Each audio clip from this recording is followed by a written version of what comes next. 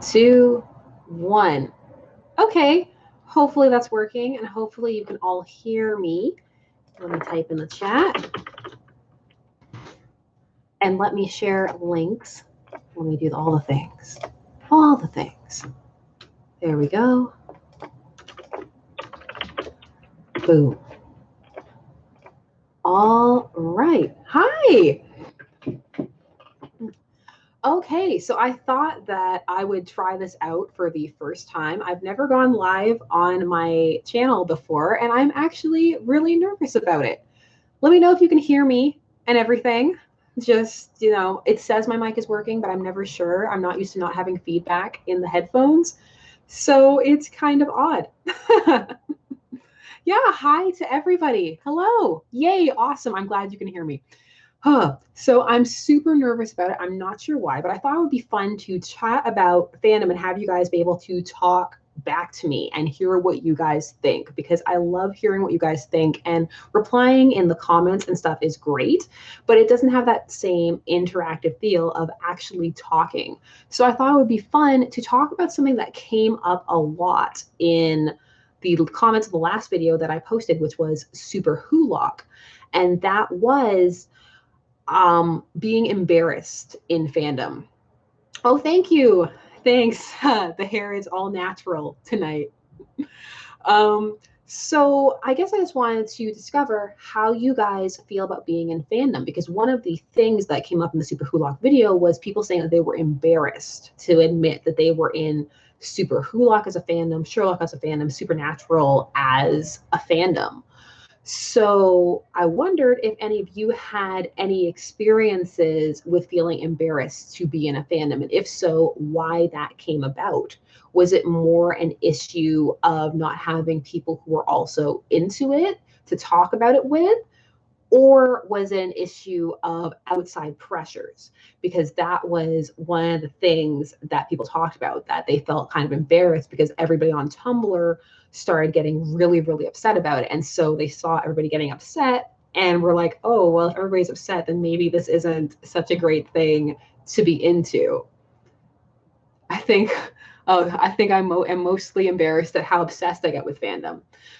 That's an interesting one. Yeah, I think a lot of people are embarrassed by how into something they can get and how enthusiastic, especially because, people love to quote the fandom comes from the word fanatic, which no one ever likes to hear, because no one wants to think that they're fanatical about something, just that they're enjoying it in a really fun and positive way. But I don't think it's ever bad to be really, really into something, unless two exceptions maybe, unless it starts impacting your day-to-day life and you can't do stuff anymore, and you're falling behind on your bills, or you're shirking your responsibility. Or is there a second reason? I don't think so. I think it's really fun to be super into something and enjoy it, and there's nothing wrong with that. We're all into different things. Ooh, what are you all saying? Oh, I get too deep into fandom. I see that. Ooh, Alyssa Crow says, I've been embarrassed to be in fandom because as a new adult being into Pokemon and Voltron fandom, I get a lot of backlash. That's an interesting one. Yeah, that's something we definitely need to talk about in a main video. Being an adult or older and into fandoms that are ostensibly geared towards children.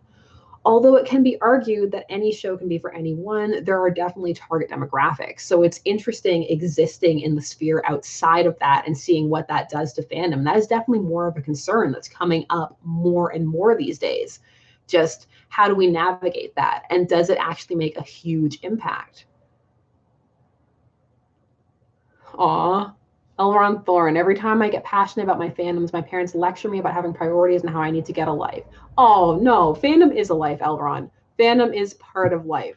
I'm sure your parents are perfectly fine people, but fandom is definitely part of life. There's no getting a life.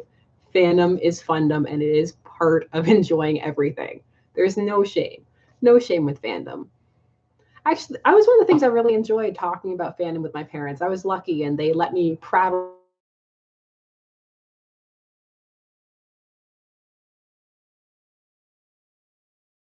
act, it can feel shameful to be included in one. Yeah, that's definitely something I think, when you see your fandom behaving really badly. I guess that's another question I'll pose to you. Have you guys ever been in a fandom that all of a sudden drama explodes and you had no idea that anything was going on? And then suddenly it just hits the mainstream. It's the Szechuan sauce of whatever fandom you're in. Has that ever happened? This happened to me a couple of times where I didn't know there was drama, mostly because it depends where you are. I don't care what society thinks of me. Yeah, that's right. Nightmare Undertale memes. I like that. Miraculous Ladybug, really? Oh, what happened with Miraculous Ladybug? I have questions. I'm planning on doing a video on the Love Square. I'm very much looking forward to it. Also, my daughter loves watching Miraculous Ladybug, so I can pretend that I'm killing two birds with one stone, which is always a lot of fun. Sarah D. I'm not embarrassed by what I enjoy. I get annoyed with people who will pull out those hot takes about my fandom without even being involved in it at all. Yes. The outside fandom observer who thinks they've got it all figured on because they read one article about Tumblr. Yeah, that's always very, very interesting. Voltron definitely suffers from that. And I think because it had that big mainstream, well, not really mainstream, only a couple of outlets reported on it. But that's the thing with fandom. Even if it's really huge, it is still a subculture. A lot of times it's easy to forget that, especially if you're really involved in it. And so because of that, you only ever get a couple of articles here and there. And so it's really rare to get a positive one, which is so sad because there is so much positive stuff that happens in fandom. But I guess the equivalent of a positive fandom piece would be like a puff piece. The equivalent of kitten up tree, like man saves kitten, I guess would be person draws really great fan art.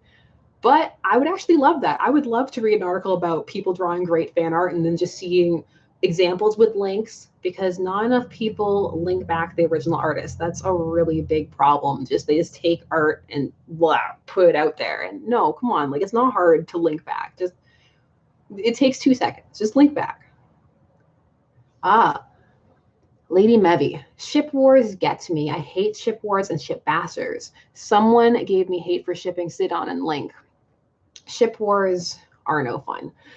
I mean, it can be interesting to talk about why you like your ship and why you think it's better or more feasible than another ship. But I think it's best when it remains in the realm of just intellectually talking about it and just kind of comparing and joshing for fun. As soon as it gets into the territory of being really serious and a really big deal and a problem, that's when ship wars become just so. What's the biggest ship war that everybody has been involved in, if they've been involved in one ever? I need to know. The one from my childhood was, of course, the Buffy one between Spuffy and Bangel. People got really intense on those forums, but now you can't find them anymore. You have to go on the Wayback to get all those individually hosted websites on Angel Fire and GeoCities and all of that stuff, which I'm kind of glad of because people can be mean. Stucky versus Stony. Another person. Stony versus Stucky. We can have both. We can live in a wonderful world with both. It doesn't matter which one dethrones which. We can keep both in our hearts. Stucky and Stony forever. And all of the other ships, we're not going to leave any of them alone. It's all good. Harmony versus Ron Hermione. Oh, poor Ron. I was actually doing a Fanversations the other day about how much so many people hate Ron, and there's that trope, Ron is a Death Eater, which I kind of love because it's such an out there trope, but then I do also feel bad because so many people hate Ron. Oh, hi, Aussie Nerd. Hey, Daniel, how are you doing? Our ship's 80% the cute name you can come up with. No, and you know they're not because so many ships came up before we had cute ship names. Although the cute ship names do help, I must say. But it's hard when people go back to older ships and then they try to give them a cute ship name, and sometimes it doesn't work. And so then we just get the Brangelina style combined name. Garashir is not so bad, but Spurk, I mean, Spock and Kirk is an epic ship and a historical ship. But whenever somebody says Spurk, I just end up thinking about a spork. And I can't take the pairing seriously anymore. Just imagining eating off of Kirk and Spock. Like, oh, that sounded wrong. Okay, let's just look back at the chat. What are people saying? Oh, Amadot versus Lapidot, Fork X Spoon. Yes, see, it's the OTP that came together and gave us the spork. I don't know if that's a good thing or not. Maybe some things should not be. What are we saying? Oh yeah, Ruby. Fork X knife. No, you can't combine a fork and a knife. Like, not as an actual eating utensil. That's crazy. No, it's not. It's not actually. You probably can. Wolfstar is a good name. I'm planning on doing Wolfstar eventually. The only thing, of course, with Harry Potter is I love to reread all of the stuff before.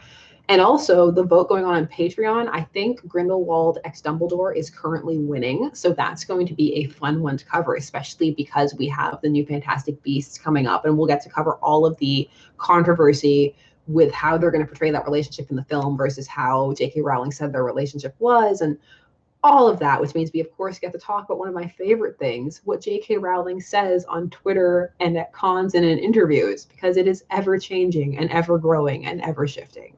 Yes. Starkbucks for winter. Have you ever played Arcana?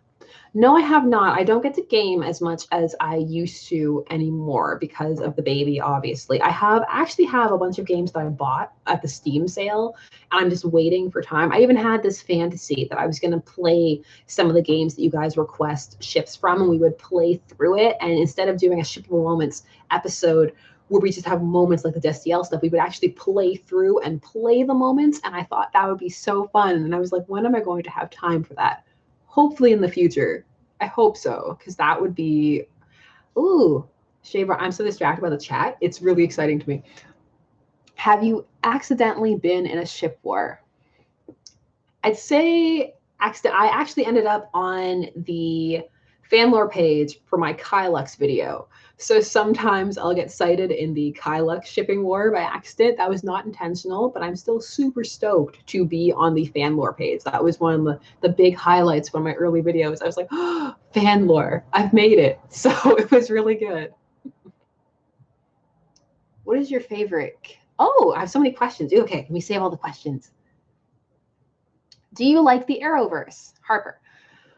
I do. I enjoy the Arrowverse. It vacillates in quality a lot, but I always enjoy it. Let's put it that way. And I will forever quote this city whenever I get the chance to, whenever we're driving anywhere. Just this city. Because you can be dramatic about anything if you just say this city. Oh, Daniel, what is your favorite kids movie? I don't know. That's hard. I like a lot of kids' movies. I'm one of those people who goes to watch kids' movies, even as an adult. Even before I had kids, I didn't even make an excuse. It was just, I'm here to watch this movie and you can deal with it. I like a lot of them. So I don't know. I'd have to have like a list in front of me and then try and pick from that, I guess. Do you like Damian Wayne X Raven? I like how they're evolving Damian Wayne. They keep trying to push him back into his precocious arc, by which they mean his jerk arc. So whenever they're not doing that with him, I like him. But the thing is, because of that, he's written very differently from comic to comic. And I do prefer his Super Sons characterization to his Teen Titans characterization. But of course, that could change because writers and everything is always changing with comics. I'm getting used to Damian. Let's say I have a new series coming. I know I have a million series and videos coming, but I am going to get to all of them. I swear. I'm actually reading Carry On right now. It's happening. So that video is on its way, and I'm so excited because that video was about 2 years ago. So I'm finally actually doing it. But back to my idea is that I want to talk about different specific characters who are either really hated or really loved in fandom and do the same breakdown analysis of why people love them or hate them or them. And so Damian Wayne is definitely going to be one of those people. I was thinking of starting with Rose Tyler because, of course, for Super Hulock, I had to do a bunch of Doctor Who stuff. So I was kind of back into that 10 Rose environment. So I thought it would be kind of interesting to talk about that. What's your opinion on Natasha X Bruce? Some Marvel questions, MCU. Natasha X Bruce. It did kind of feel like it came out of nowhere for me, and it felt kind of like, oh, they just want to pair Natasha with somebody. And there are so many canonical pairings I was really hoping for more, like her and the Winter Soldier, which I will forever hope for. And I'm forever sad that people got on Sebastian Stan and called him homophobic because he wanted to see that pairing and assumed it meant that he was anti-Stucky. And no, he just wanted to see a canonical pairing, and I get that. As for Natasha and Bruce, I feel like you can make most relationships work, especially if you're kind of working with them in their own environment, which is what the MCU is. I just feel like it didn't give enough time. It was very much like, oh, this happened off screen. And whenever things happen off screen, they tend not to feel as important because off screen is where you're supposed to do the stuff that doesn't have quite as much value to the story. So it almost felt like, oh yeah, that happened off screen. And so it's like, well, then why should I care? I mean, I get why people do care because there are parts of it that are very cute, but it could have been articulated a lot better within the text than it was. Will you do Allura? Yes. Yeah, for the character thing, I will do Allura for sure because Allura has so much backlash. And when I first started watching Voltron, I was genuinely surprised by all of the Allura hate that I saw, especially when I went on the Amino. There were entire PSA posts about how, like, we can't hate on Allura. Don't hate on Allura. Allura is great. And it was just like, wow, I didn't realize Allura was getting this much hate. Even when I made my video about some of the elements of Voltron that I found to be problematic, I never hated Allura. So it was very interesting. So I'm very much looking forward to diving into that aspect of it. Rose Tyler's the doctor. Yeah. Do you plan to do any Stargate SG-1 shifts in the future? Says Crazy Bird Lady 63. Absolutely. 100% I will. I am so sad about the fall of Stargates, all of them from the pantheon of sci-fi shows. They were so key to me getting into sci-fi. I actually couldn't get the channel that used to play Stargate SG-1. And so back in the day when I had my antenna, I would have to tweak it and hold it up, and then I would catch some of the American stations on my wavelength, and I would have to watch it through all of this static. And that was how I watched Stargate SG-1 for years until I was able to finally go and get my own DVD sets or even videotapes in some cases. So I definitely want to talk about all of them, like Sam and Jack, Jack and Daniel, Shepard and McKay, Shepard Taylor, so much. Oh, Shepard and the Wraith, Shepard and the Wraith. I was all about that. Shepard and the Wraith, for sure. Yes. Why did my sound thing pop up? I'm scared now. I hope it's still good. Okay. Fave rare pair. Oh, also, how are you doing? I'm doing good, Jessica. Thank you for asking. And as for my fave rare pair,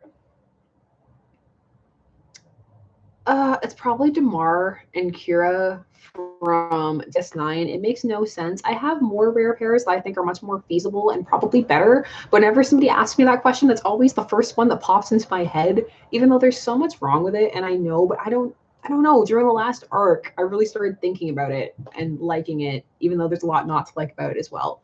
But that's okay. Ooh, Jinx Ninja. What's your favorite Harley Quinn? Classic, New 52, or Rebirth? Classic. I like classic Harley. I like watching how Harley evolves as well and how she changes as the times around her change. But I still feel that she has been her most fleshed out completely in her classic verse in the original series and in some of the comics surrounding it. But even when she first breaks in to comics during the classic era and from there on, they have a hard time structuring her a lot, I find. I find that sometimes in her individual arcs, she is excellently structured, but then when they try and do an overall thing, lots of times it falls apart or the characterization doesn't always pan out in the long run. And so I still do have a very soft spot for classic Harley over all of the others. I don't mind Neo Joker, like that's pretty cool too, but we'll see how it goes. What do we got here? Do you plan anything on Fandom and RPF shifts there? Sammy M. Yes, I do. I actually want to do an entire retrospective on Fandom. That it's going to be a very long episode, but I think it's going to be interesting because Fandom has always been kind of kept separate from Fandom, even though they're part of Fandom. Obviously, Fandom has a different type of history associated with it. And also, it tends to be a lot more maligned for mania and is a lot more focused on in discourse when they talk about fandom mania. Like, you'll often see they'll use the footage of girls at Beatles concerts and Rolling Stones and fainting in aisles and that kind of stuff. So I thought it would be really interesting to examine fandom and then go from there to examine the RPF ships and that kind of thing, and if them having that different history impacts the fandom at all. So I'm very excited to that. I think it'll be a good time. Let's see. Will you be doing any more old ships like what you did with Kim Possible and Shigo? Asks Shannon7374. Yes, 100%. I all ships all the time. I have a list in my notebook of just ships. It's always hard with YouTube because I have so many ships in my head that I just want to do them all at the same time. And it's like sometimes you do have to try and do stuff that's a bit trending to try and get a few more views out there. But at the same time, I just want to make videos on everything. So it is very hard, but I think I find a decent balance. I hope so, at least, of doing new stuff, old stuff, terminology, conversations, all kinds of different things. I've always wanted the channel to feel very eclectic and embracing of various different sides of fandom and all kinds of different things that you can find there. Not just one thing. Not that focusing on one thing is bad, but I just love flitting from topic to topic, and I want to represent that side of fandom, the side that wants to move and explore everything, just all the fandom out there. Yes. Let's see. Will you be doing Homestuck at any point? Tasha Pullman asks. Oh, Pullum. Sorry, Tasha. Yeah, I do want to, definitely. I used to get a lot more requests earlier. It's kind of, the fandom's kind of cooled off a bit. And I think now that it's cooled off a bit, I'm more eager to do it because there is a bit of aggressiveness, especially at the beginning, about terms and terminology, like, oh, so this is Kismet, Tude, and all of that. And so I wanted to be in a space to be able to explain it without lots of commentary about how it's better to use those terms. So now will definitely be good. And also now I've had enough time that I don't always say homestruck. I used to always say homestruck when I talked about Homestuck. I don't know why. It was always just, oh yeah, homestruck. So now with practice, that shouldn't happen anymore. So yay. Fem/vids, Harper Carroll. Yes, definitely more fem/vids coming down the pipeline for this year. I know that sounds so bad, but like for this year, no, but I have my whole year planned out, guys. There's a list, like I said. We're definitely doing Supercorp very soon. And by very soon, when I say soon, it could be a couple of months. It feels soon to me. With a baby, the days all blend into one super mega day. And before I know it, a month has somehow gone by and I don't know where it went. So Supercorp soon. Xena and Gabrielle, 100%, very much looking forward to that.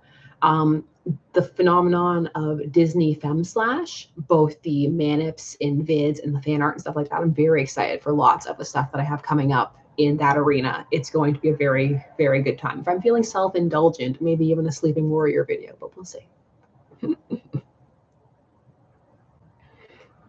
I find myself watching your videos for stuff I don't know anything about or stuff I simply don't like. Oh, thank you. They're that good. For example, I don't like Sherlock, but everybody else seems to.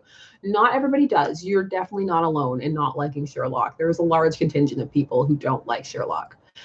I'm actually, I'm so torn because the live streaming format is so fun and I like this interaction. I almost thought it would be fun to even talk about some of those random articles that I come across when I'm researching other stuff that don't fit into anything, but I really wish I had somebody to talk to about, except for my husband, because he doesn't care as much.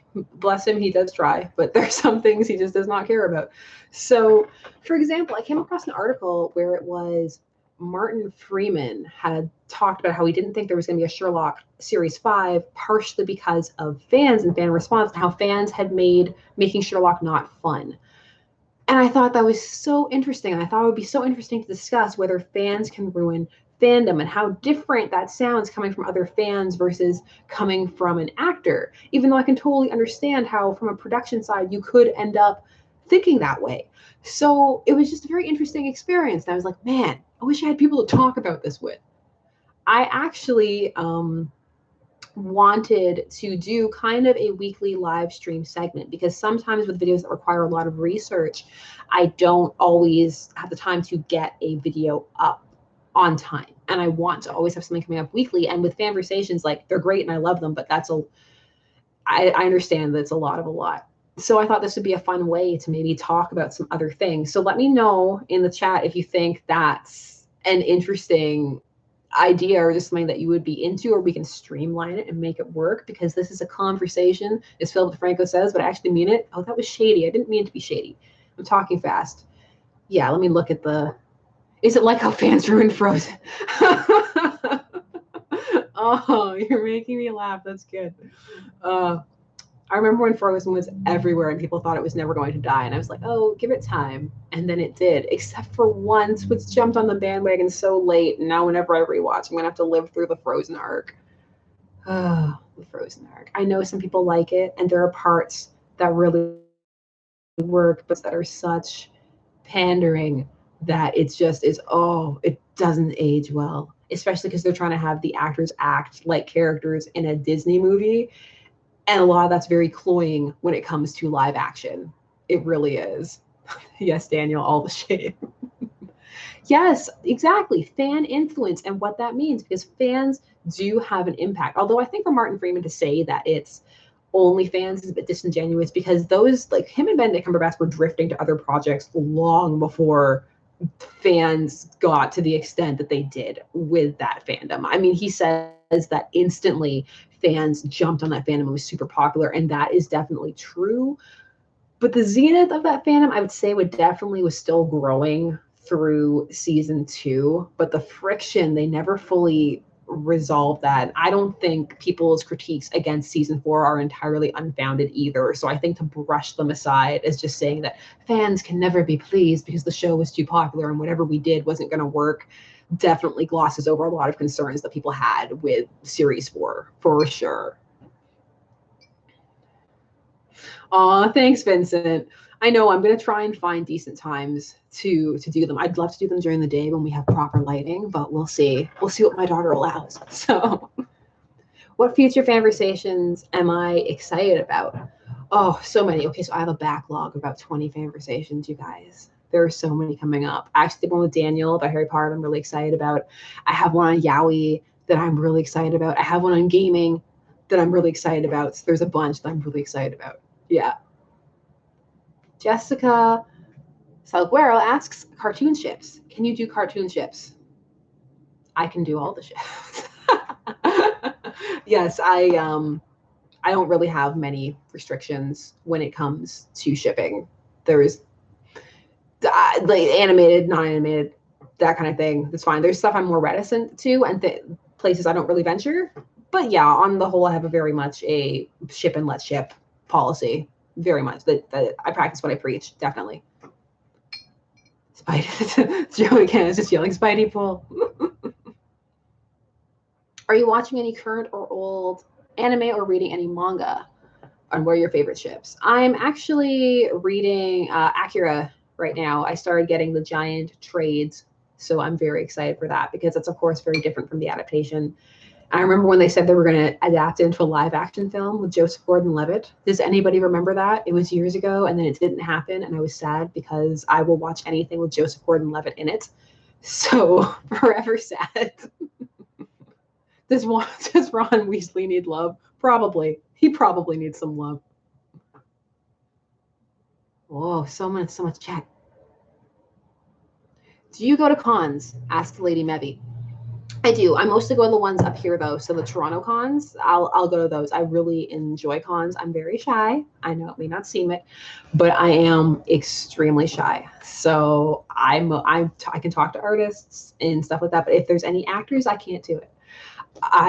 Jeffrey Combs, who's one of my favorite actors of all time, who's in one of my favorite movies, Reanimator, was there. His line wasn't even too long. I could have done it, and I couldn't because I was too shy and too embarrassed. I don't know why. He's just a person, but I couldn't do it, and I'm still sad about it because I love him so much. He's so great. Oh.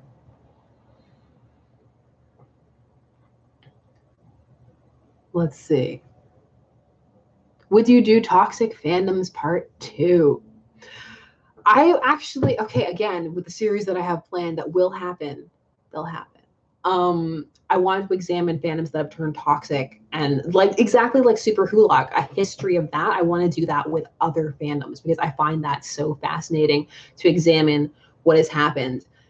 I really want to do one on Rick and Morty. I want to wait for that to calm down a little bit and see if we're getting a fourth season and how all of that is shaping up. But I think that one would be really fascinating because that one went through a phase of people hating on really inconsequential stuff like the music hellies, and then all of a sudden it was Szechuan sauce, and then it was something that everybody could rally behind as being problematic for the mainstream, and then everything would kind of lump together, and the whole IQ stuff. So I feel like that would be a very fascinating video to talk about that, and it's always fun to talk about Rick and Morty. Oh no, Rick and Morty. Favorite Once Upon a Time characters? Oh, Mad Hatter and August. So two characters that I don't really get to see because Sebastian Stan became the Winter Soldier and got a career that was too big for Once Upon a Time, and August, they just forgot he was a character. So I will forever love August, and he had and still has one of my favorite arcs they ever did on the show back in season 1, where they were trying to be crafty about who people were, and I still think he has one of the best reveals in that show. It is way better than Neil's, and I like Neil. What's in the box? That was such a disappointment. I had that Arrested Development moment where I was like, well, I don't know what I was expecting, but it certainly wasn't that. Oh, what's in the box? I know, RIP August. It's not fair. I'm never going to be over it. Yeah, Mad Swan. Mad Swan was an interesting ship. I think a lot of that chemistry they had in that ship had to do with the fact that they were actually dating at the time, which I will definitely get into if I ever do a video on Mad Swan, which I will do if I ever feel particularly self-indulgent, because now that Once is over, I doubt there will be much clamoring for Once ships. I'm not sure how the Once fandom is going to do now that Once is done. I'll always have a soft spot for Once, though. It was really enjoyable. Even at its worst, Once had stuff that could entertain me in it. Guilty pleasure shows. Yeah, they were dating, Sammy. They were. I have no guilt. I have no guilt. I like what I like, and I like what I like. I don't have guilt. I used to be embarrassed about some of the things I liked, and then I was just like, you know what, forget it. I don't even care if nobody else likes it. I like it. I mean, I like Cool World, and Cool World is not a good movie, but there are things about it that I enjoy, at least up until she turns into a human. And I don't care. It has the first fully techno soundtrack. Did you know that? And I love that soundtrack. My Life with the Thrill Kill Cult is one of my favorite bands thanks to that movie, and it introduced me to it, so I will always have a soft spot for it forever. Any more Hannibal vids? I know I mentioned it. This is the year also where I'm going to do the videos that I promised to do, even if I promised them years ago, hence why I'm reading Carry On. So Hannibal Most Shippable Moments, yeah, get ready for that. And that's going to be, I guess, 8 hours because the entire series is just one shippable moment. Luis Pozos, do you ship video game characters? Yeah, definitely. Definitely, for sure. There are some games that actually alter how I play because of the shipping, or that I'm trying to get with a certain character. And then sometimes you realize that that character only dates men and you're playing as a woman, so you have to go and restart the entire game. I've done that. I did see the comparison pictures between a young Mark Hamill and Sebastian Stan. They were pretty close. Sometimes those things aren't close. Like people who think that Isla Fisher looks like Amy Adams, to me, they look like completely separate people, and I don't see it. But I did see it a little bit with the Sebastian Stan and young Mark Hamill. A tiny bit, I saw it. Oh, Interstellar 555. I loved that with the whole, all of the that album, Daft Punk's music videos together. That's great. I love when albums, music videos tell an entire storyline like that. It's always so cool. Oh, there's yelling.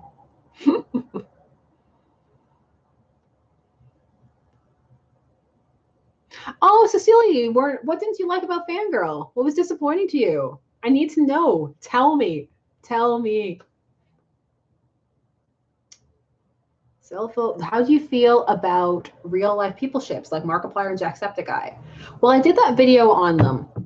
As for where I stand personally, I understand it, and I think people do it more frequently than they think. Even when you get down to tabloid magazines, and oh, is this person dating this person? Are they still married? And are they together? And they'd be so cute, and all of that. So I think it happens far more frequently than people think. But there's a line. There is definitely a line, and that line I definitely think is sending it to them, especially if they've made it clear that they're uncomfortable. And also tin hatting real people. That's something that I think you can do with your friends, maybe in your living room, but don't tin hat where they can see it and be like, oh no, that person's girlfriend is just a beard and they're secret. Like, I was on another channel before and people had some theories about me, and it was weird. It's very odd to read conspiracy theories about yourself and just to know that they're completely untrue and unfounded and not know where they're coming from. So I can imagine what that would be like on a huge scale for these people who are really, really popular. Like, that must be really awkward. Awkward. Yes. Yes. I keep Percy Jackson series, yes. Like I've said, books for sure. It's a bit harder to read. One thing I do now is I also have I cracked and got Audible, and so I listen to audiobooks because that's a great way to be able to do stuff when I'm taking care of my daughter during the day. And some of the audiobooks are really good. Some narrations really mediocre, some's really good. So there's one I'm waiting to listen to where Kate Mulgrew is the narrator, so I'm very excited for that. Apparently, she won an award for her narration, so I hope she lives up to it. I'm one of those people who likes Kate Mulgrew's voice, so I have to see. I'm trying to shift. I feel like I'm very low down. I could probably just shift the webcam instead of myself, but I'm already committed. So, how old is my daughter? My daughter is 11 months now. She'll be a year at the end of this month. So yeah, it's been a great year, and I'm actually really proud that I've managed to maintain the video schedule and everything with her. And it's been the best year of my life. It's been so wonderful, and I can't believe we're already coming up on a year since I had her. It honestly feels like I just brought her home yesterday. So I'm still in awe. I'm still in so much awe that she's here and I get to spend my time with her. It makes me so happy. Oh, okay, let me look at the chat. I'm getting weird. Oh, happy baby birthday. Oh, thank you. Will you ever do a video on Nick Mobblepot? Yes, I will. I'm waiting for the season's finish. And then I'm going to hop onto that because I'm looking forward to that. That's going to be a very fun video to do. It's going to be long. It might even be super Hulock long. Who knows? So yeah. Oh, K-pop thoughts. Like listening to it or shipping it? Because I'll listen to it. I'll listen to anything. What do you think about killing stalking? I've actually been reading that. Killing stalking is very interesting, and I definitely understand why people want me to cover it for sure. It's not for everybody. I will definitely say that. There are some people I don't think would even be able to open or get through killing stalking. I have a really high tolerance for most things, so I find it just fascinating to read as a psychological character study and as the darkest of dark ships. It's very, very interesting. Yeah, it would definitely be very triggering. If I ever did a video on it, it would be one of those ones where I'm like, warning, triggering, because it's true. It's true. There's nothing wrong with trigger warnings. Then they got an unnecessarily bad rap, honestly. Did you go to see Love, Simon?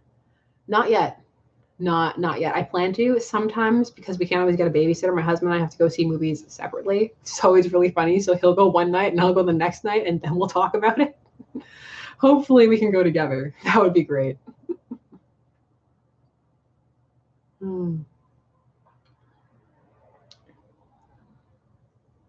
Shooting at Hops, ex Nick Wilde is the best thing with the safe search on. Safe search on? No, come on, be brave. Will you do JDIC in the future?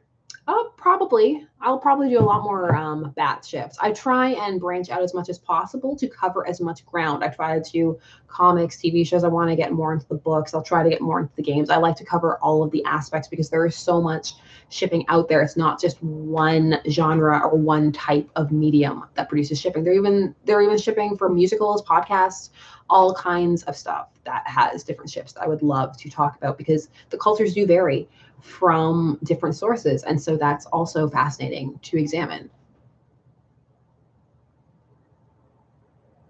Let's see. Ooh. Oh no, it's scrolling too fast. Must scroll back. How do you feel about more childish, like Star versus the Forces of Evil or Adventure Time ships? Do you think it's weird? And do you watch Lucifer? I do watch Lucifer. No. No, I don't think it's weird. Everybody connects to things in their own way, and shipping is prevalent and always has been. And I think it's more about seeing connections and plot lines and things that you can pull together more so than where that comes from. And I think a lot of people expand on those universes, and especially with series like Adventure Time, for example, like that has a lot of adult themes. There's a lot more adult than people realize. And with Star versus Force of the Universe, there's a lot going on there, and a lot of it I feel has to do with the fact that it came very shortly during / after Gravity Falls, and so it bandwagons a lot off of that audience and has some similar tones, and so there's a lot going on there, and I think that will be very interesting, and also how surprisingly toxic that fandom got for a while. So that's going to be interesting to do. I did a vote for it, but it didn't win, but I'm sure it will win at some point, and it will come up for sure. Fave Doctor, 5. I like the 5th Doctor. Classic Who. I do. I have the same favorite Doctor as David Tennant.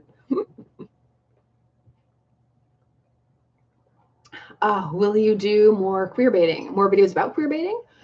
Definitely. I think a video about queer baiting would be interesting. It's going to be very long. That's the thing.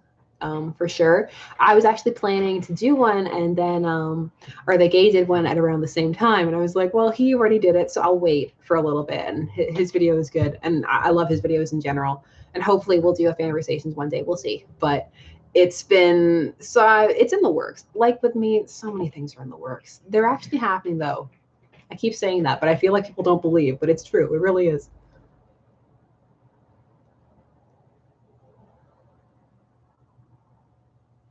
What's your Hogwarts house? I'm a Slytherin, a proud Slytherin. I'm so happy I got Slytherin. Slytherin was the house I wanted. So I got into my house, which is fantastic. I love it.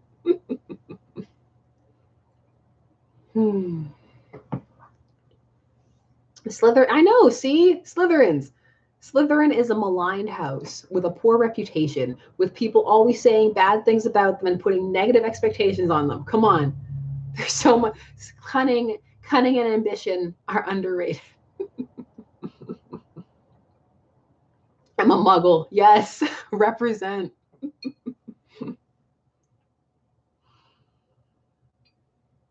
You shouldn't be brave on the internet.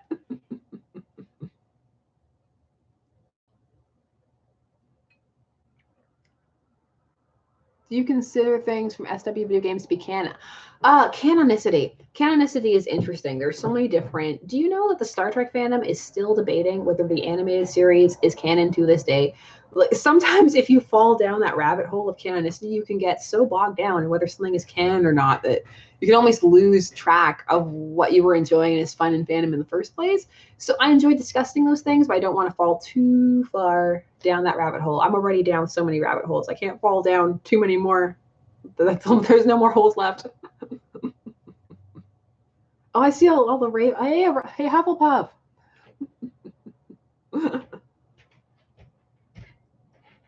Let's see. We ever do a video talking about going through some of the stuff J.K. Rowling has added to canon? My friend Rebecca might, but I don't know. I think it would be more interesting to do a discussion about how people feel about how when creators add stuff post canon and whether everybody has access to it and whether that impacts how it plays out in the fandom world and in the canon world and how welcome it is or not. So I think all of that could be extremely fascinating to dive into. There's so many Hufflepuffs. I have never seen this many Hufflepuffs. I'm so happy. The Hufflepuff is another maligned house. Welcome, Hufflepuffs. Oh. Oh, fandom. I always get lots of requests for fandom, which props for the punny name. I enjoy a good pun. Talking about YouTubers is always interesting because there's always the potential that I might run into them. It was more likely in my old job where I worked for a YouTube company, but it's still a possibility. And so it just feels very close. So I'm always very careful about talking about that kind of stuff. Yeah, Rebecca Felgate. Sabriel update because Gabriel's back. Is that why you just want more Gabriel? It could be fun to do an update video. I, for one, am pleased Gabriel is back. Yes, I'm still watching Supernatural. Don't judge me. What can I do to overcome the sadness when my favorite fandom is dying? Oh, okay. So that's always hard when you're part of a fandom and you see that it is slowly starting to phase out. It's on its downswing and you're not sure if it's going to come up again. Sometimes fandoms do, sometimes they don't. So you never really know, right? I think just take comfort in the fun and the good times. Like there are certain fandoms that I was a part of that never fully came back to their upswing. They might. There are a couple ones that are having TV shows made. So I'm excited about that. But I actually keep some of my favorite fics and art, and I'll just go back and I'll look at it. I'll remember how fun it was. And if I know any people who were involved in that fandom, then I'll talk to them about it every now and again and be like, hey, do you remember this? Do you remember that? And it keeps it alive in a way. And like I said, you never know if there might be another upswing and it might come back. And then that's your time. That is your time. Actually, I think that might be our topic for our next stream when we do it. Fandoms that are dead. I don't know why I sound so like wistful about that. Best fandom, they're all good. Come on, what? They're all good. How do I cope with the pawns being dead? Spoilers. No, but yeah, some character deaths are hard and you never fully recover. That's what fix-its are for. That's when you go online and write an elaborate, operatic, novella-length fix-it. Ben Swole. I do enjoy those memes. That's the most gratuitous shirtless scene ever. And the fact that they try to justify it makes it so much better. Thoughts on the cursed child? I'm going to talk about it in some conversations. You'll see.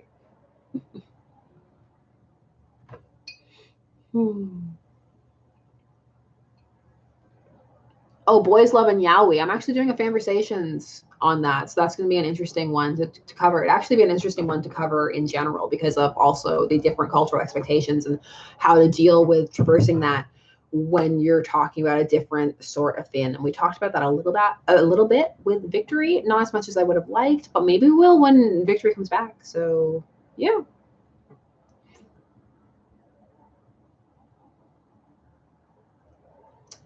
I don't know how much of Rose Tico was intentional. Let's put it that way. Depending on how you feel about certain tropes, you're either going to really like Rose or really not like Rose. She should definitely be a character on the love or hated character series. Could you do a Malik vid yelling? I think we'd probably need more than one because there's book Malik and then show Malik. So I don't feel they're similar enough really to be the same. It's kind of like some things are similar enough that you don't really need to worry about the fact that there are different source materials, but some things verge. It's like you couldn't do Ning Marble Pot and talk about the comics really. So I feel like that would almost need to be two bids. I wish that too.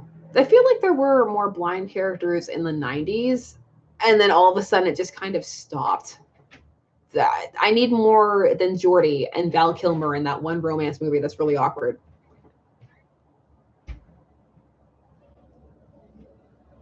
What do we got down here? Favorite tags. My favorite tags are the ones that are ridiculously long and very specific to whatever the fandom is. Like Eric is crushing like a 12-year-old girl. In the Cherrick fandom is probably one of my favorite tags because it's so specific. But then you click on it and there's a bunch of works under it. Those I love, where you click on a tag and you think, no, there can't be more than 5 or 6 people. And it's a huge stream of people. And it's great because then you have hours of fics to read that you didn't think were going to be there. And it's a wonderful gift, a gift you gave yourself by clicking on the tag. Those are the best tags.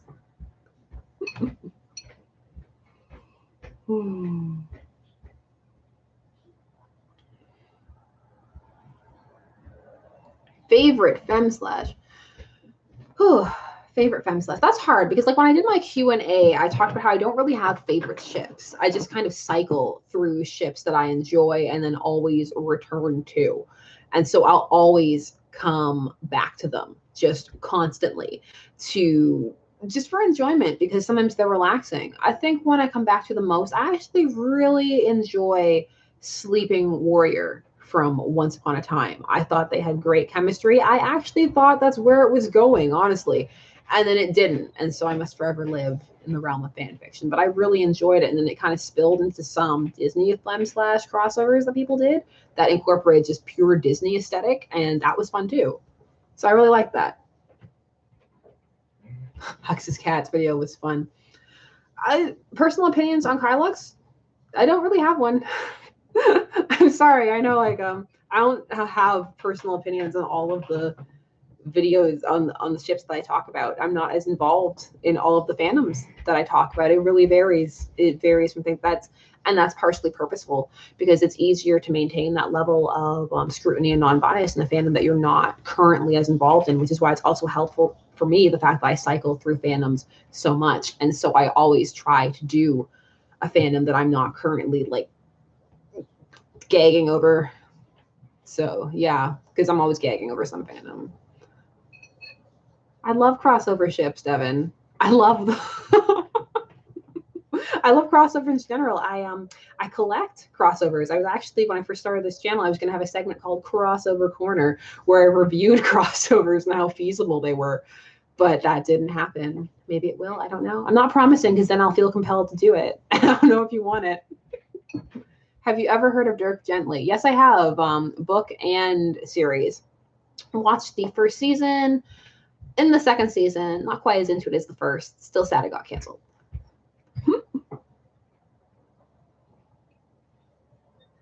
Naru Sasu would be a video. That would be a video and a half. That would be a fanversation length video for the Know Your Ship trope. Yeah. Aw, thank you, Mary Rose. Thank you. That's very sweet. Yes, I've heard of Homestuck, Rainbow. I almost said Homestruck. Did you hear it? It was nearly Homestruck. It nearly happened. Are you pumped for Infinity War? Yes, but not as pumped as I have been for other things. I would say cautiously excited for Infinity War. I'm always scared when people hype something up a lot. When there's a lot of hype, I'm always extremely, extremely frightened, because I'm always worried that I'm going to be the one person who loves it and everybody else hates it, or who hates and everybody else loves it. And that's never a fun place to be. So we will see. We will see how that goes. Also, now I'm just like, I have to find a babysitter to go see this movie.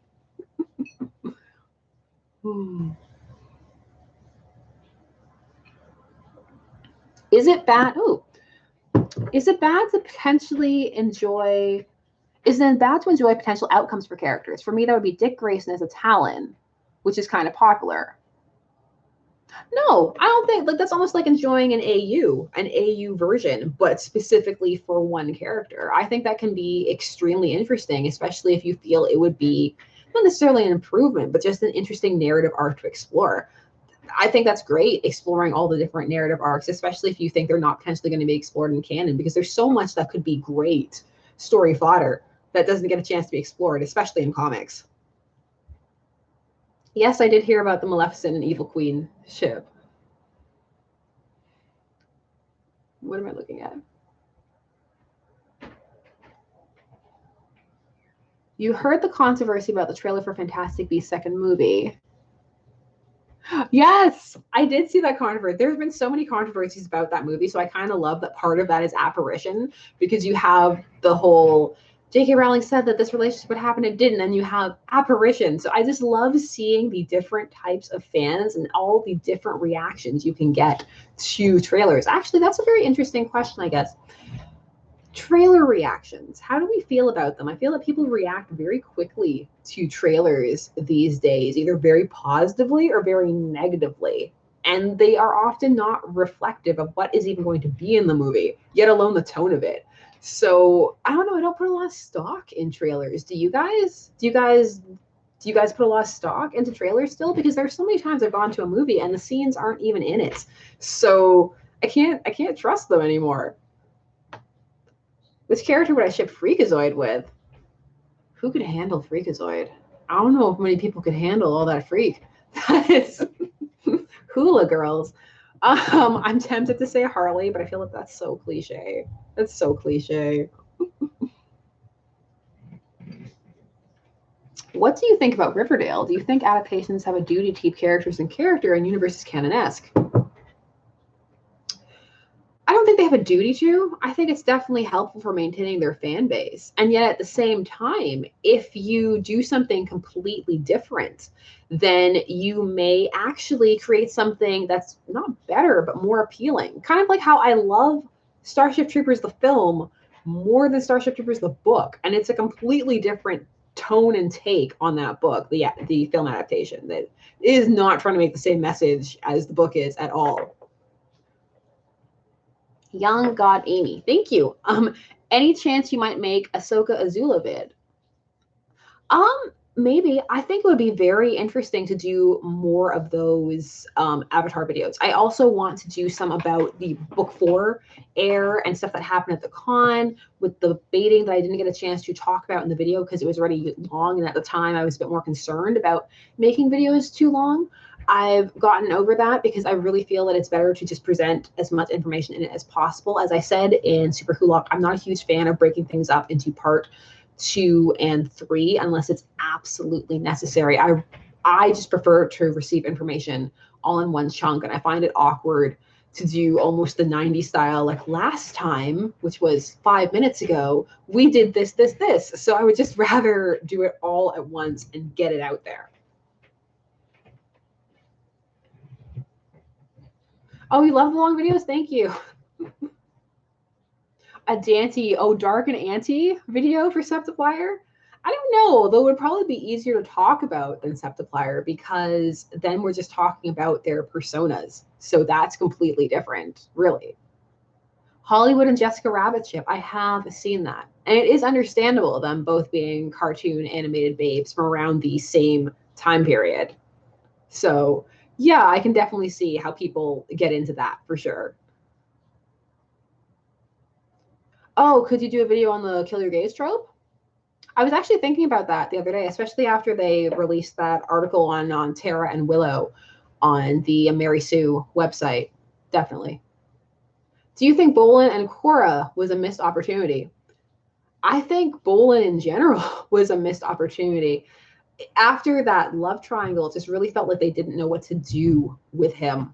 And I always felt sad about that because I felt he had so much more potential as a character outside of comic relief. And a lot of times they just stuck him there in the comic relief role, and other people got to do so much more. So it would have been nice to see him develop a bit more instead of just love triangle, comic relief, romance. So yeah, I would have preferred to see more of Bolin. And well, talking about Korra, if you ever talk about any other Korra pairings than Korra and Asami, you're walking into a minefield. So yeah. Spider-Man and Daredevil. If you add Deadpool, that's Team Red. So close.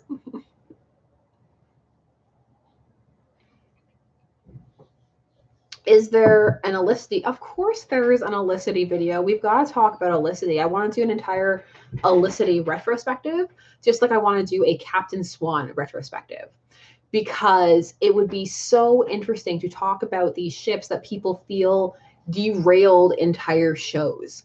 So I think the best way to talk about that is to talk about them as a whole and as they evolved and the environment around them and how fans were part of loving it, creating it, hating it, just everything. It's very intriguing. I do have to do some 100 videos. I do. Actually, my dad's watching the 100. He keeps texting me about it. He's obsessed. He's marathoning the 100 at night. I love it. Of course, I do want to do more anime related videos. I do. It's just lots of times anime are longer to watch, and I like to go through all the source material. Same, it's just like the Narusasu thing. Like that's a lot. That's a lot of episodes, and especially when I do need to watch a lot of dubs, which is why I'm so pro dub, because sometimes you can't read the subs, and there's no shame. And there's also no shame in just liking dubs. The whole dub sub argument really is one of those arguments that doesn't need to be happening.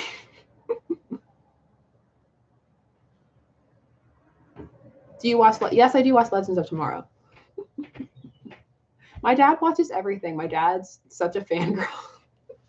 It's great. Also, since I got him into Netflix about 6 months ago, he's all of a sudden discovered all these shows he never knew existed, which is really funny to be texted about a show from about 5 years ago and be like, "Oh my God, have you seen Shameless?" That's his other thing. He marathoned all through Shameless.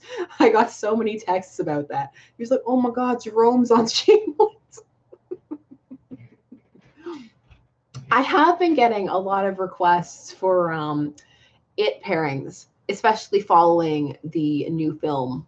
I think that would be very interesting to discuss that fandom. Like I was talking with Sarah in that one conversation about how is it, who's my favorite, what? Hold on. About how it is when you have children in fandom and then you have older people and then they're working a lot of these more mature scenarios and what that means for fandom and how she felt she was almost a fandom mom working through all of that stuff with them. So that would be part of why it would be interesting to discuss those pairings, even on top of the pairing itself. I think those are the videos I enjoy doing the most, where there's a bit of a social aspect to discuss on top of the pairing. You get to talk about the pairing and the history, and then you get to talk about all of the societal stuff around it. And I love that because I find it really fascinating. I really like discussing that stuff. I know not everybody does, and they find it a bit of a downer, but I think it's really interesting. My favorite mother in fiction. Oh, favorite fictional mom. Who am I thinking of? I'm thinking of a really old cartoon. Am I thinking about Dexter's mom? Why would I be thinking about that? Favorite fictional mom. Me. No, but I'm actually not sure. I'm having one of those moments where somebody asks you a question and you just forget every fictional mom that ever mommed. I'm going to remember about 3 in the morning and be like, it's, and then not have anybody to tell it to. Who are your guys' favorite fictional moms? Give me some. Maybe you have the same one and I'll be able to. I was voted most handsome on the chat. Congratulations. Molly Weasley. Molly Weasley's pretty good. Danny Phantom's mom. Pearl. Lots of people are voting for Sally Jackson or Mrs. Weasley.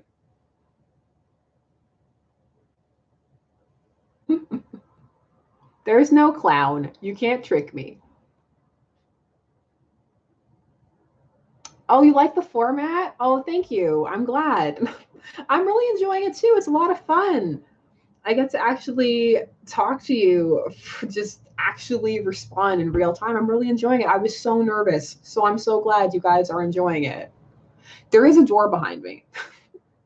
This is the only place in my apartment I can film. We actually don't even use that door because we had to put the portable air conditioner there. So it's not a real door. It's a door in appearance, but not in function. So oh, Static Shock, the memories. People sometimes even forget that Static Shock is part of the DCAU, which is sad because Static Shock was super cute and had a lot of good episodes. More Riverdale? Definitely more Riverdale. Definitely. I fell a bit behind with Riverdale, which is why we haven't had as many videos, but I definitely want to. Like, Veronica needs to happen. Remember, this is the year of more Femslash.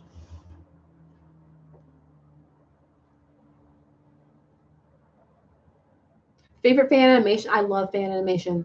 I would just spam people with Rex. Like, has anybody here seen Pogo's Data and Picard techno song? It's my favorite thing. I listen to it all the time. My daughter loves it. I dance to it. It's on my tablet. It's great. I love fan created things. Would you do Way Hot? Probably.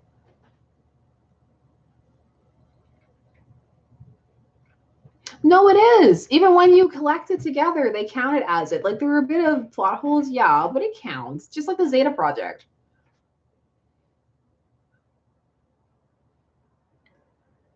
How overrated is the... Oh, come on. Be nice. Be nice. There's nothing wrong with liking Five Nights at Freddy's. It's fine. I don't know if things overrated or overhyped, because when something is hyped up as being the greatest, the scariest, the most romantic, ultimately you go into it with these expectations of like, okay, I'm going to be scared, I'm going to cry, I'm going to love. And then when it doesn't happen, of course you're going to feel really disappointed, and that all the people who were building it up to you. That happened to me with The Walking Dead. My husband was pumping up the reveal at the end of season 1 so hard, and he's like, it's the greatest, best thing ever. And I was so disappointed.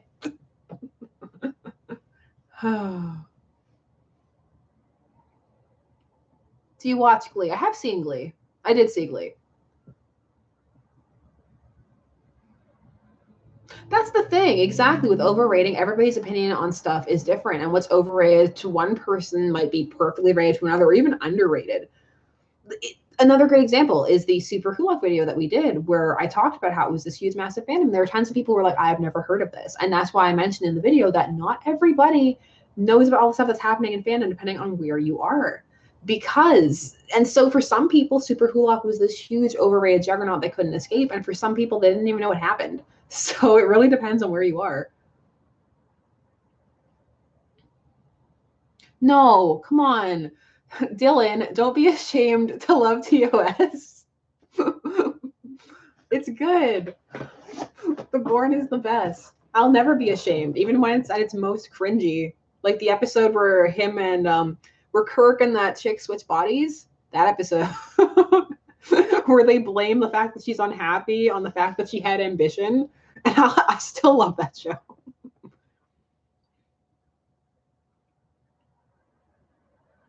Regan, you are. Yeah, you definitely can tweet at me or draw fan art of me. I've had fan art before. I like to share it when I do get it. It's always super sweet and really meta and makes me feel really special and a part of fandom in a really interesting way. And it always makes me smile when I do get it. It's very sweet that anybody would take the time to do that. So if you do, I would really appreciate it. And you don't have to, but it would be super sweet. Do you watch Jessica Jones? Yes, yeah, I do watch Jessica Jones. I miss Kilgrave, and it's not just because it's David Tennant. I have a thing about villains dying. So, but what did you think about Team Punk tease in Voltron season 5? I definitely noticed it. That's for sure. I'm as ever concerned with Voltron's pacing, but we'll definitely see how it turns out. June is going to be an interesting month because depending on what happens or doesn't happen in June, the fandom is going to react in a certain way or a certain other way. So we'll definitely have to see how that goes. Will you ever talk about Doctor Who ships? Yes. Yes, I will. There will be Doctor Who ships. I really want to do a Doctor Master vid.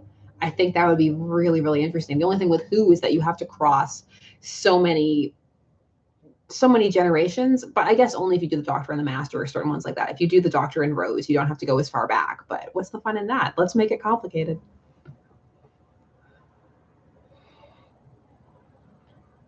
Don't get me started on Jessica Jones.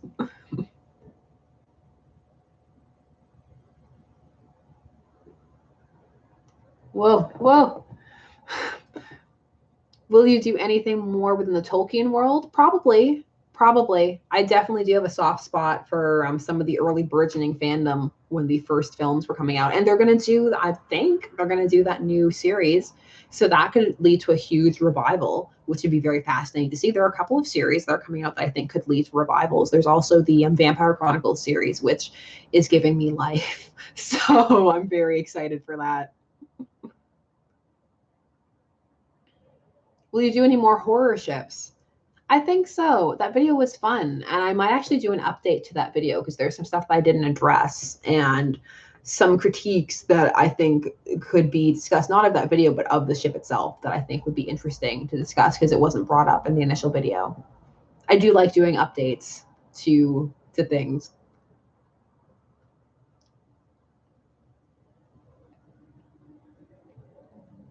I don't drop fandoms. I just phase in and out of them. I don't think I've ever dropped a fandom and just axed it. Oh, that was some old slang. Now you can see how old I am. Axed it because of anything. There are just ones that I drift in and out of kind of naturally.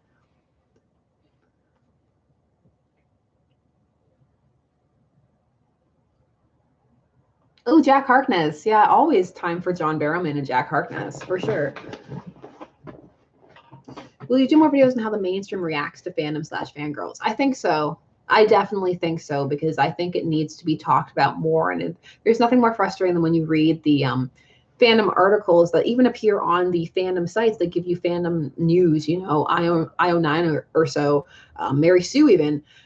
And they talk about like this really foreign concept, almost as separate from, not part of this, like this strange netherworld. Or like when I read the New York Times article about what your Tumblr ships say about you when they were counting down the top 10 ships. And it's fascinating. And I think it needs to be discussed more from inside fandom. But it's hard because not a lot of people are talking about that to that big of an audience outside of fandom, so you're kind of preaching to the choir. But a lot of times people are also embarrassed about fandom still, which is again the topic of the title of this video that we got really away from. But yeah, lots of times people are embarrassed because of what people still assume when they hear that you're a fangirl, if they, or just part of fandom rather, even if they understand it. Lots of times you still have to explain it to people. You know, we have to explain what is shipping, what is fanfic, what are you doing, why are you doing it, you know, do you have a life, all that stuff. And sometimes people just don't want to deal with that, and I totally get it. And I really get it.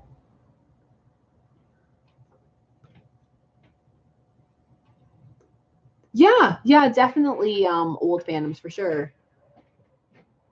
Oh, come on. Animaniacs and Freakazoid are great and deserve to be talked about. I'm not sure about that Animaniacs reboot, but we'll see. If there's a reboot I wanted more, it would be Freakazoid with some more topical pop culture references, because there are a lot of pop culture references for Freakazoid that haven't aged as well, but some of them have. Ricardo Montalban's always great. Yes, I have seen Miraculous Ladybug. Definitely going to talk about it.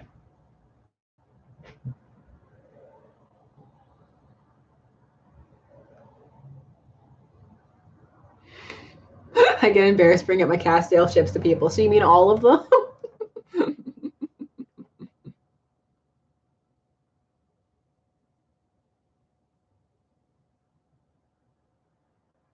Are there any superhero ships you want to make a video of? Yeah, tons. Definitely. There are so many that I still haven't even touched upon. Actually, they're making an Astro City TV series. One of my earliest videos was a Rex video for series that I thought deserved more love. And ironically, it's one of my lowest viewed videos. But one of those was Astro City. And so they're making a series of that. And some of my ships are from Astro City. So I'm hoping that when more people see it and get into it, I'll have more people to talk about those ships with. And maybe I can be self indulgent and do a video on them. Yeah. Yes, I've read Aragon. Yes, I've listened to The Night Vale. Yes, I know what Cameron is.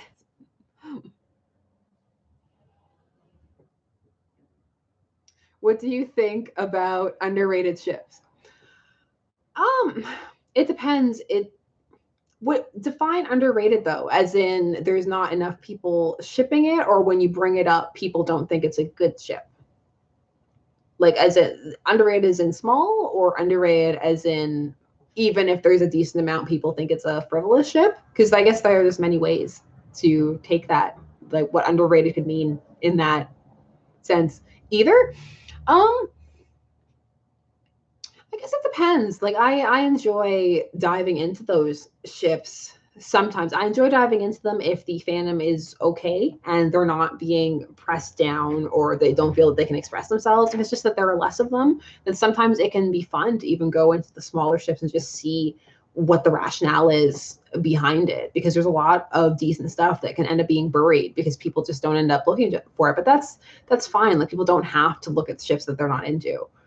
That, you know, you don't have to be like, oh, I really ship Stucky, but I'm going to go read something else just because it's small. Just ship what you ship and like what you like and read what you read. Is there anywhere to watch Teen Wolf for free? I'm sure there is. I can't help you, but I'm sure there is. Would you do a video on what celebrities think and feel about the ships created around them? Definitely. The Septiplier video was interesting, and I think it would be not fun, but I guess fascinating to do a video on what some of the bigger mainstream pairing stuff has happened with some of the actors, especially when they've been shown fan art of it and stuff like that, which has definitely happened with, say, Stucky, Stony, that kind of stuff. Yeah.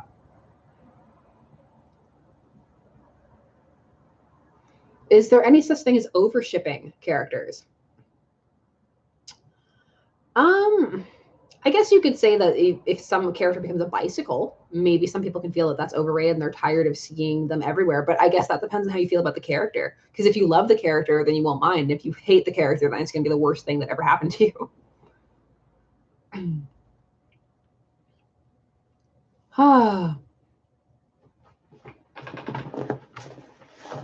We really got away from being embarrassed from fandom. That's okay, though. It's been a lot of fun.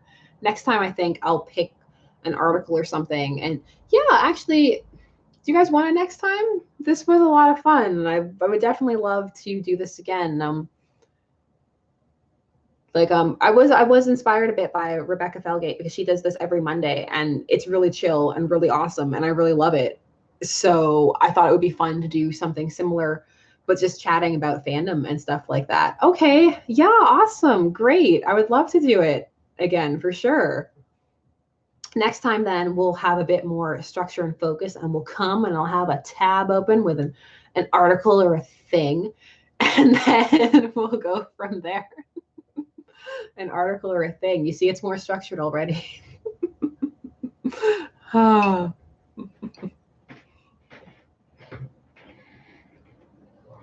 Oh. Oh yeah. So yeah, evening is where it's at. As much as I would love to have day lighting, it is really nice to know that nobody's going to burst in or nothing's going to happen or nobody's going to deliver a package, which happened in one of the conversations I haven't edited yet where somebody came and just delivered a package and it needed a really elaborate signature and the conversation had to stop really awkwardly for about 15 minutes while I signed for this package.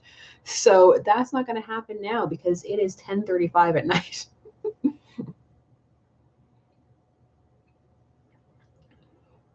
How's the baby? She's good. She's sleeping.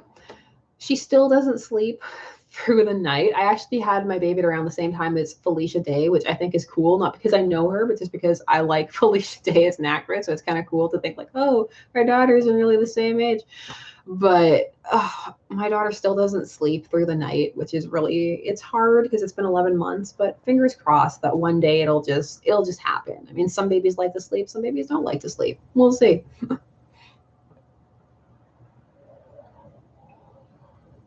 I used to do fic recs, Kiwi Gamer. I did. Then I realized how many of my fics were smut filled, and I was like, I need to calm down. But I would like to do it again. The other thing too is that there's certain mega fics that everybody always expects to be wrecked, and I don't know. Like I don't always dive into the realm of popular mega fics. I read what I read, and that's how I am. So yeah.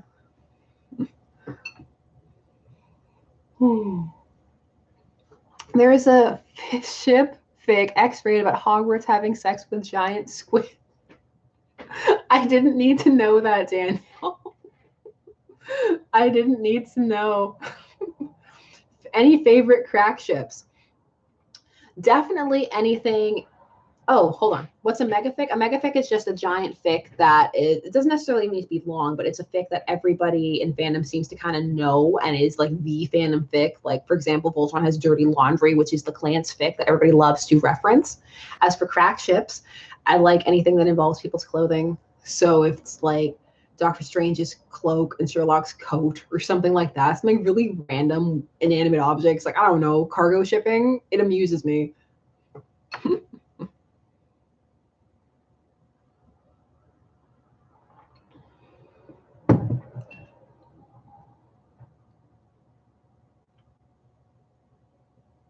Hey, Alan. What do you think is the ideal length of a fic? I think it varies. I really think it varies depending on whether or not the story can sustain it. Because if some ideas feel crunched if they're short, and some ideas feel extended if they go on for too long. So I think it really depends on what type of story you're trying to tell and how much you actually have applied out and what you're working with. It really varies. Like there can be something, say like a really good drabble and they're only 100 words, and then there are other things that they're novel length and you're like, it's still too short, I need more. So it really varies.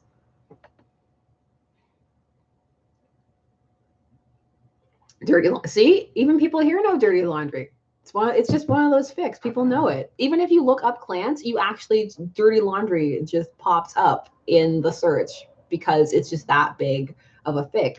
Certain fandoms have those fics, but the thing is, not everybody knows about them. It also depends on when you come to fandom and how active you are in it, because if you're not wrecked it or you don't search for it directly or something, it is possible to not come into contact with these megafics. So it's also important to remember that it's fine to not know of them or also not like them. Like, it's not mandatory, but sometimes they end up being treated like almost necessary reading to be part of the fandom, and it can help, but again, it depends on how into fandom you want to be. Some people are much more casual about it, and that's absolutely fine. There aren't really rules, or there shouldn't be, for being involved in fandom or liking a ship or any of that stuff. I'm not a clan shipper, and I know it, right? It's everywhere. And again, Kara, I've never heard of it. Exactly. So it really depends. Oh yeah, exactly, Sarah, because there was the discourse surrounding it. There were some of the jokes that people felt were off color and everything. It became a fandom within a fandom, like a super Hulock type thing, but with one fic. So yeah, that's what yeah, you're not the first person to say that the characterization is a bit off. Yeah. I've heard about Twist and Shout. I think Twist and Shout, you can even see that it's on Goodreads. Some fanfics even get onto Goodreads in like little novella format because they're so wrecked and stuff. Gwenpool and Freakazoid. I like it. I like it. Much more acceptable choice than my Harley Quinn. No. Thoughts on Jason Todd? That's not bad. That doesn't mean I don't like him. No. It's just Jason Todd has this great arc in Under the Red Hood where he comes back, and it's beautiful, and it has all this potential, and then they just don't know what to do with it. And sometimes I almost wish they'd left him dead, and that sounds terrible because I love him as a character, but it just feels that they don't know what story to tell now that he's back. And that's harder to watch because now you have this character who oftentimes is just being squandered because they don't know what to do with him. But that ends up happening with a lot of the Robins. They're just not sure what to do, especially in this era where we're really anti-sidekick. And so we're trying to have them all do their own thing, but they're not really sure what their own thing is for each of them. So that can make it really hard. And so it's always a cop-out to be like, Tim Drake's evil now, cuz. Yeah, I will definitely do more Harry Potter related stuff. Thoughts on opinions on Hamilton? I wish I'd gotten to see it. That would have been cool. I wish there are lots of plays and musicals and stuff I wish I'd gotten to see live. That'd be really great. Do you think the Harley movie will ever happen? I don't know. I don't believe that any movie will ever happen until I'm watching it in front of me. I'm so paranoid. Like, remember the Gambit movie? The Gambit movie that's still totally happening?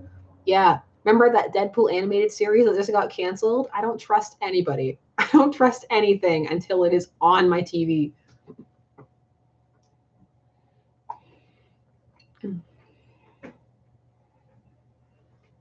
Hello, Dan User. Yeah, I think I said it. About Fangirl, I just always wanted more, and I was never satisfied with the scenes. I always wanted them to be longer. I just wanted more. I can get that. I can see where you would come from with that. I think I was just so happy to see that representation of fandom and fan culture that it was really nice. Gwenpool is a character I just learned exists. She's great. As soon as she existed, there was all this great tie-in clothing merchandise, which I know a lot of people think is lame, but I thought some of it was actually really pretty. So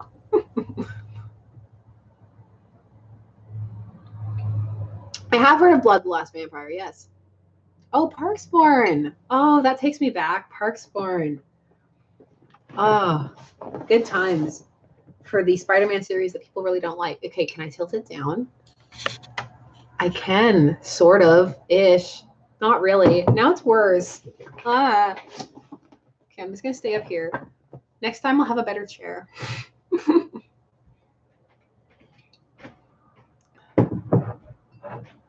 Thoughts on ships from musicals? They're cool. They'll be fun to talk about, definitely. Definitely no clips, though. You know how YouTube is about music.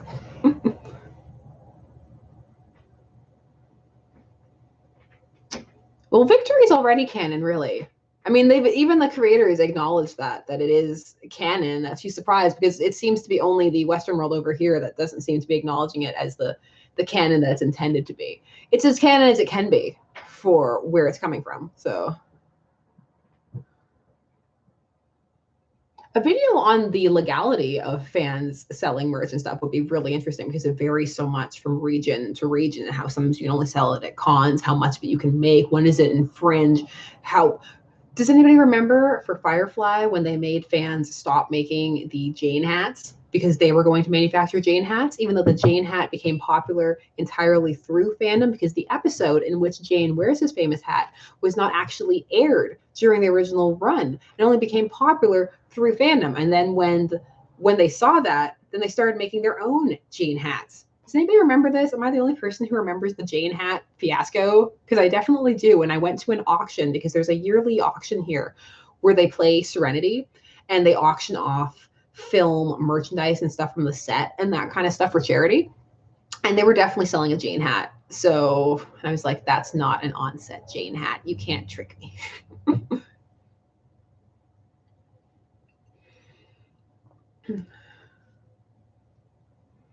Oh, Matthew, you're late. I'm a Slytherin. Do you believe in lizard people? What, like Mark Zuckerberg? This isn't conspiracy time.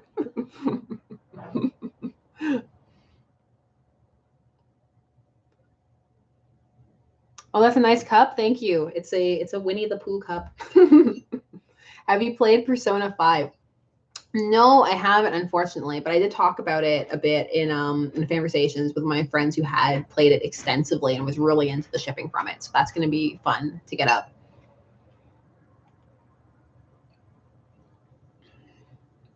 Most expensive fan merch purchase.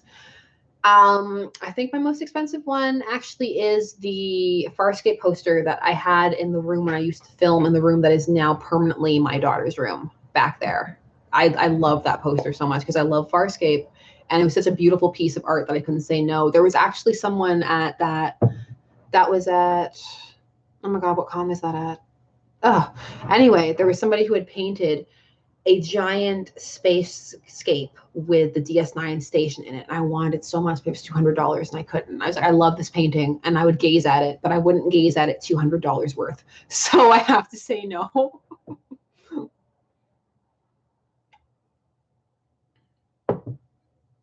I'm not sure what's happening, but someone needs to find Lucius Malfoy, and that's fine.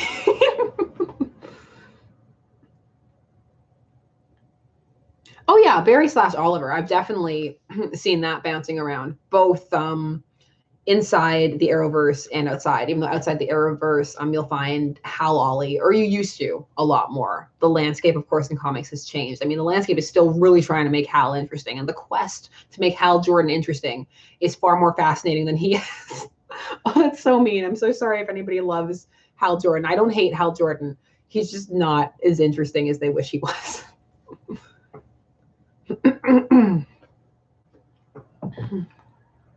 Yes, I played BioWare games. Yeah, I have. Cold Flash.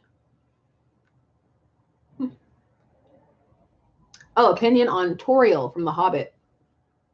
The Hobbit is I don't know if anybody here is subscribed to Lindsay Ellis. She's doing some really fascinating video essays on The Hobbit right now. And The Hobbit in itself is just a trip, and especially shipping from The Hobbit because they did all that extensive character work on the dwarves that was basically extending them to have tiny bit more than one personality trait. And the fact that one of their personality traits was hot, like the hot dwarf, was forever amusing to me. And of course, you had to have the, oh no, he's a dwarf, but she's an elf. But that is not the dwarf elf ship that I cared about. Was anybody else here into Legolas and Gimli? Am I alone?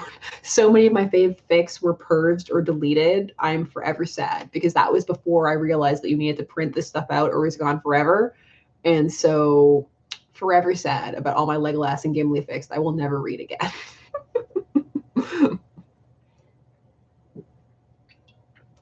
Fave Pokemon. It's definitely one of the older ones. I'm not here for the newer Pokemon. Yeah, Legolas and Gimli. Yes, I've heard about Poke ships. I actually get regular requests for Poke shipping. Maybe one day. Maybe one day. It's kind of up there with puzzle shipping. I might get to puzzle shipping first, though, I think. Do you think Bob Lane will become canon because we are near the end of Adventure Time? I'm not sure. Adventure Time's gotten very interesting, especially since the creator stepped away from a lot of it. It's gotten a lot more ponderous and philosophical, and sometimes the character is actually taking a back seat because of that. So that's been fascinating to see. It's a very different experience watching Adventure Time now than it was when it first started. Not that it wasn't always philosophical, because it was, but the focus has definitely shifted a lot more in that direction than it used to be.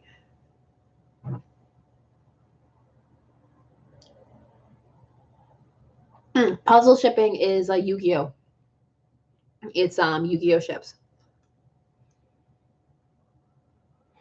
I was halfway through searching for Aragorn and Legolas fics when I realized Legolas and Gimli was a thing. I was always for Legolas and Gimli, and I had to sift through all the Aragorn Legolas fics. I was like, this is nice, but please, Legolas and Gimli.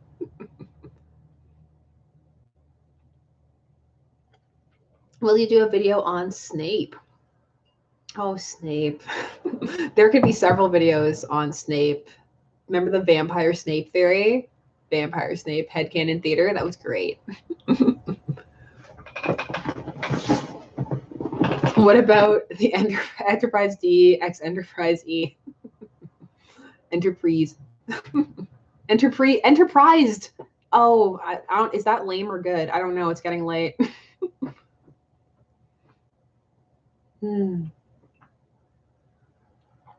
Any scrapped video ideas? Oh, tons. Tons. Do you want to know the most embarrassing scrapped video idea? Bet you do. I'm going to tell you because it's actually not that embarrassing. But I'm super into nail polish, and specifically fandom themed nail polish, which yes is a thing. And even though my channel has nothing to do with it, I was planning a video where I was going to live swatch all of these polishes and then discuss whether or not they represented the fandom that they looked like. This is actually a fandom polish right now. But then I realized that, okay, that would be so out of left field. That's even beyond left field. That's off the field. That's into space. So I decided let's not do that. I don't know. I couldn't do it. I underestimate you. I don't know. Daniel, I'm glad you ditched. Oh. Thank you. Thank you, Schlebby. My favorite show right now, this instant, it's so lame. You don't want to know it's lame. It's not even a fandom related show at all. It has nothing to do with it. It's like another secret obsession of shows that I have that I watch that no one needs to know about. If doing a live stream, oh, live swatch it, actual like legit live swatching. I think I need a better camera for that. Like you can't even see. Can you see? You can kind of see. Also, this is based off of the Little Prince. This is Little Prince nail polish.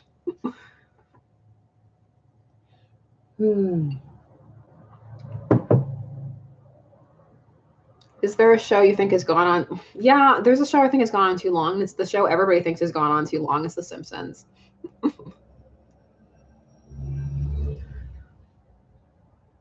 Opinion on Groot X Rocket. That would be an interesting one to do because for most people, they might even think of it as a crack ship, but it's not. People take it as legitimate ship, and it's often written as a legitimate ship. All I see is navy. I know. You see, I need a much better camera. It's actually purple with hollow and a yellow shift. Yeah, I'm really into nail polish. But yeah, like you'd need a really good camera, like a macro camera to do it justice. So fandom nail polish. Okay, Claire Bear. Polish pickup. Okay, no, let me not do this to you. Okay, polish pickup in June. They are doing a video games month, and that is a coalition of indie polish makers who all get together and make polish based on a theme. And June is video games. Just putting that out there for those who care, which is me and potentially Claire. So there you go.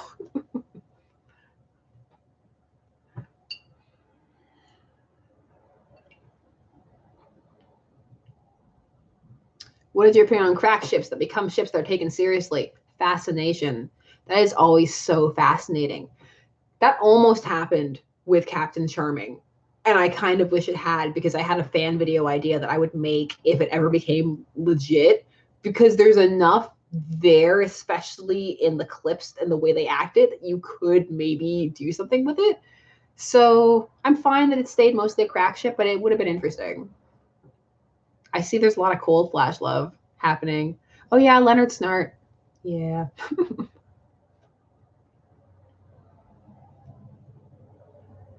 Jennifer's body, I think if somebody made a Jennifer's body nail polish, I think it would have to be like a beautiful, glorious, glamorous red.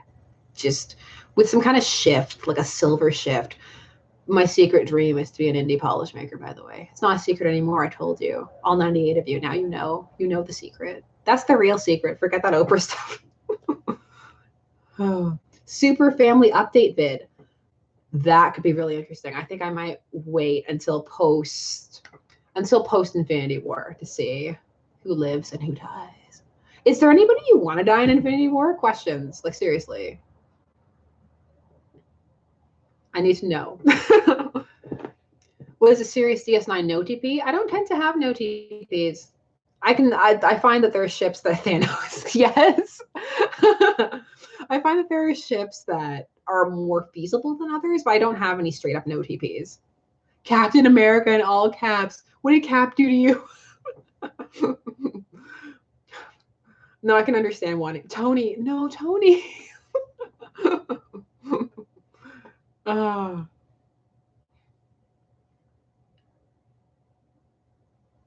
He hurt my son.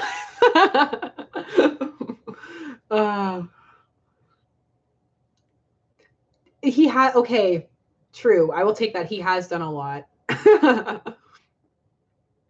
I think it would just be fascinating if people actually do die and they phase in new actors. I mean, we have both potential new Captain Americas on deck, so it would be really interesting. Can that be Avengers Infinity War?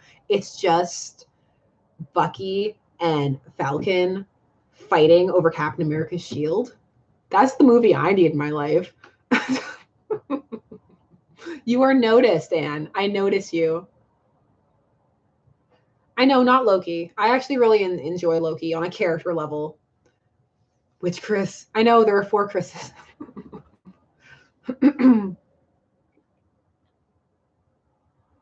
Oh, thoughts on Mpreg? I'm still doing a video on Mpreg. Again, this is the year where I do all the videos that I promise, and Mpreg is one of those videos, so it's going to happen. The moment he kissed that one girl after his dead girlfriend's funeral, it was all over for all the fans. That's the best description of that kiss I think I've read in a long time. Do you wish Killmonger lived?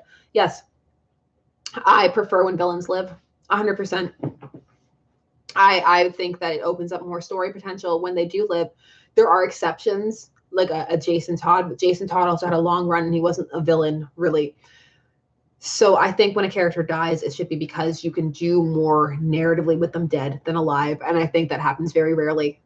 So I'm especially, and that happens all the time in early superhero movies.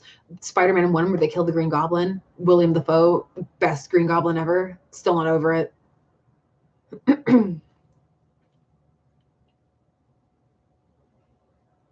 Oh yeah, I see. Yeah, Mpreg is male pregnancy. It's going to be a fascinating video because, like you see here, like so many people have very visceral reactions to it. So it's going to be very fun to. Yeah, I said fun. It's going to be fun to explore and research. I'm really looking forward to it.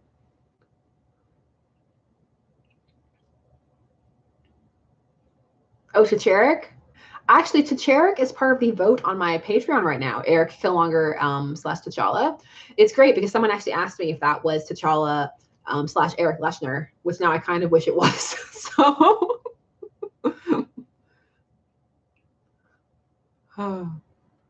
oh, that pun's so good. I want to be impregnated by Captain America. Yeah. You made me laugh, so thank you. I ship myself with Captain America, Daniel. I ship myself with Louis de Pointe-de-Lac from the Vampire Chronicles, so I can't talk.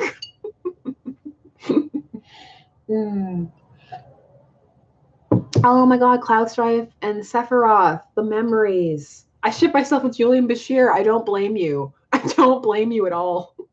Oh wait, Captain Canada is called Captain Canuck. Because we're lame like that up here. I love Canada so much, and I love living here, and it's wonderful, but we can be incredibly lame. We'll never be over our welcoming aliens platform that we actually have up here, or the fact that we actually have a maple syrup guild. So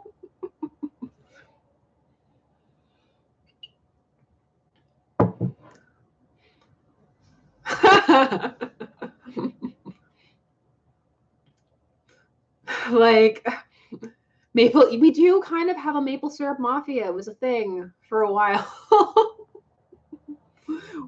We're not as stereotypical as people think, but there are some things that are true. We do say A. I find myself saying A, and then I cringe and I'm sad. My brother genuinely believes Canada isn't real. No, it's a real place.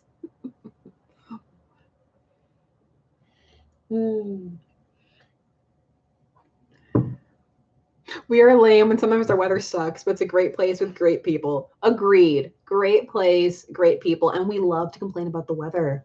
I don't know what's up with that, but we enjoy it. It's weird. Oh, okay, Hitalia. How Canada is portrayed in Hitalia. I'm so sad to think that that's how people think about us on the world stage. Like, I know it's supposed to be a comedy, but the idea that that's how we're viewed as America's little brother is just, it's kind of insulting. Like, we're our own place with our own history, and we've done a lot of stuff, and we can't be lumped in with anywhere around us. We're a bit more humble about how proud we are to be from here, but we're still really super proud of it. I'd like to say, like, Canada's the equivalent of, it's like a small town country. Like, when that one band, the Tragically Hip, when the lead singer was dying, half the country, legit half the country tuned in to watch. So, like, I don't know.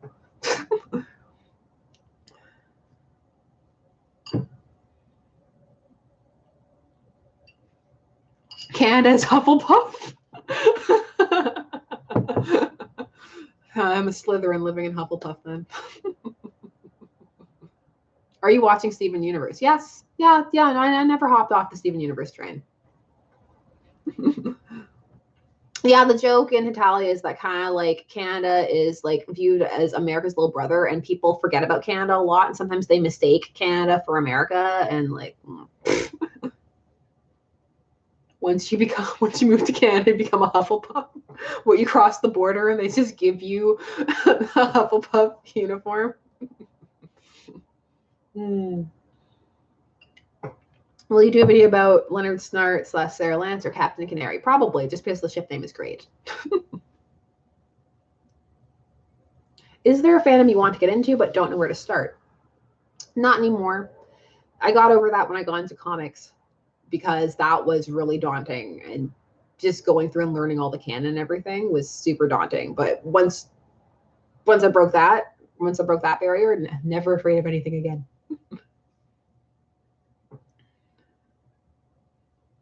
Okay. So we've been chatting for quite a while. It's actually 11 o'clock here. So I should probably get to bed and take all this off, and the face and the makeup, and do the nighttime things, and pray that my baby sleeps all night.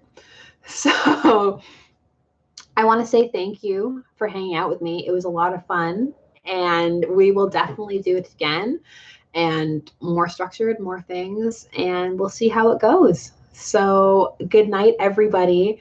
Oh, I'm sorry, Alan. We'll do it again, I promise. Thank you, everybody, so much for hanging out with me. And it was a lot of fun, and we will definitely do it again soon. So as I always say, keep on shipping, because there's many ships out there as there are stars in the sky. I'll see you guys soon. Bye-bye.